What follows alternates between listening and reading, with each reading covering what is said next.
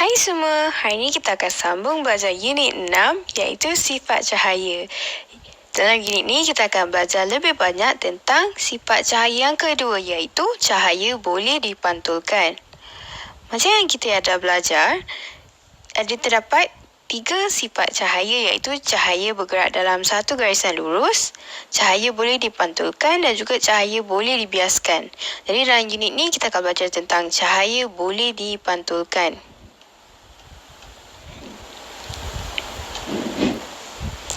Semua objek memantulkan cahaya supaya boleh dilihat. Apabila sinar cahaya jatuh pada permukaan objek, ia dipantulkan. Ini dinamakan pantulan. Terdapat pelbagai contoh pemantulan cahaya, iaitu yang pertama sekali, pantulan cahaya oleh permukaan cermin. Macam dalam gambar ni, kita boleh tengok ada kucing ni, dia tengah tengok cermin. Lepas tu dia nampak muka dia. Apabila kita melihat ke dalam cermin, cahaya dari sumber cahaya akan menyinari kita.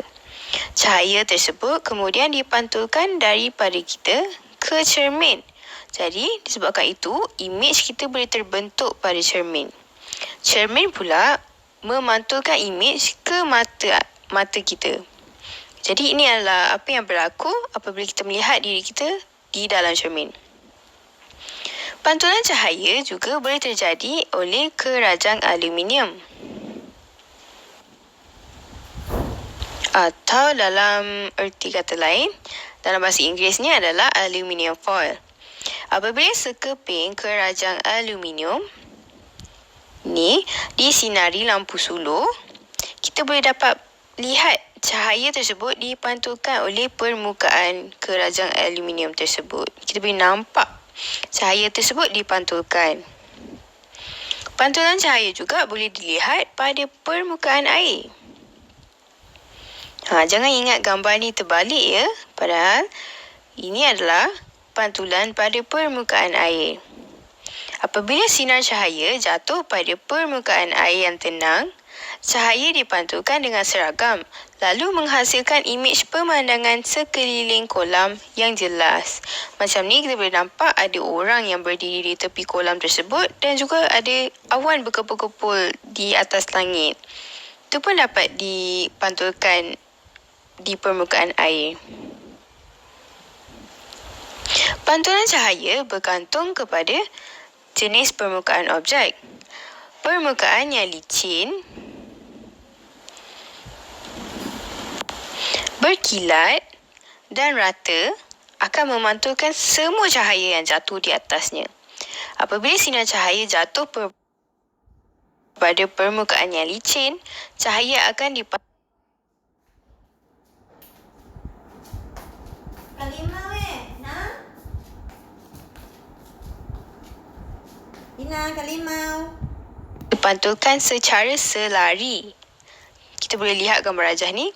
Apabila kita ada permukaan yang licin, berkilat dan rata, cahaya tersebut dipantulkan secara selari dan seragam. Kita boleh lihat daripada sini. Contoh-contohnya, Abang buat peta minda. termasuklah cermin, kerajang aluminium dan juga keluli yang berkilat. Manakala permukaan yang kusam, kasar dan gelap akan memantulkan dan menyerakkan cahaya yang jatuh pada permukaannya dalam pelbagai arah.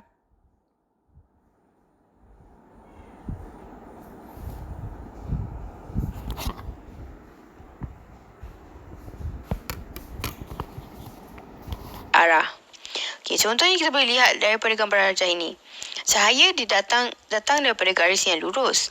Tetapi apabila ia mengenai permukaan yang tidak rata, cahaya tersebut dipantulkan ke pelbagai arah. Contoh-contoh bahan yang menyebabkan cahaya dipantulkan sebegini adalah kain dan juga kain bulu. Sekarang kita dah belajar tentang konsep cahaya boleh dipantulkan. Jadi, apakah kegunaan pantulan cahaya dalam kehidupan seharian kita? Tahu tak, terdapat banyak alat yang dicipta berdasarkan prinsip pantulan cahaya. Contohnya termasuklah Yang pertama sekali, cermin sisi kereta. Seseorang yang sedang memandu dapat melihat kereta yang datang dari belakang melalui cermin sisi dan juga cermin pandang belakang. Oleh itu, kita boleh mengelak daripada kemalangan. Apabila kita dapat tahu ada kereta di belakang kan, jadi kita tak adalah membelok dengan sesuka hati. Kita hendaklah menunggu kereta tersebut lepas dahulu, barulah kita belok dan sebagainya. Contoh kedua ialah cermin selekoh ataupun cermin trafik pada selekoh tajam jalan raya. Tengok, jalan ni adalah selekoh pada jalan ini adalah sangat tajam. Disebabkan itu, kita kena ada cermin selekoh ini. Cermin trafik ini membantu pemandu melihat di sebalik selekoh tajam. Ini juga digunakan untuk mengelakkan daripada kemalangan. Selain itu, kita juga ada cermin pergigian. Doktor gigi akan menggunakan cermin pergigian ini untuk memeriksa gigi pesakit. Sebabnya, kalau kita nak tengok gigi yang di bahagian dalam, takkanlah doktor nak suruh kita buka mulut besar-besar sampai sakit gigi kan. Jadi, dia akan gunakan cermin pergigian untuk melihat gigi yang berada di bahagian yang lebih dalam. Selain itu, kita juga ada periskop. Apakah yang dimaksudkan dengan periskop? Periskop digunakan dalam kapal selam untuk melihat objek seperti kapal di permukaan laut. Contohnya, kita berada di dalam kapal selam. Maka kita akan melihat menerusi teropong periskop. Teropong periskop ini mempunyai dua jenis cermin.